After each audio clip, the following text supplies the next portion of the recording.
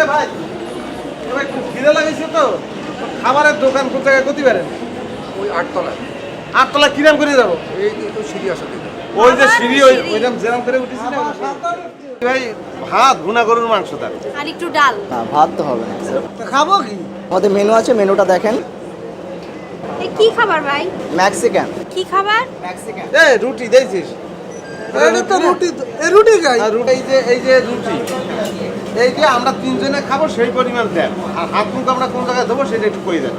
আপনার হাত মুখ যাওয়ার জায়গা তো ওই পাশে, তো আপনি যাওয়ার আগে পেটা করে যান, কি করবো?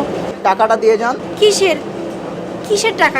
এটা হচ্ছে আমাদের সিস্টেম, আগে টাকা দিতে হয়, তারপরে বসবেন, খাবার হলে আমরা আপনাকে জানাবো, আপনি এখান থেকে নিয়ে যাবেন। ভাই কি করছেন আপনি? কি হ্যাঁ, করছে? কি করছেন আপনি?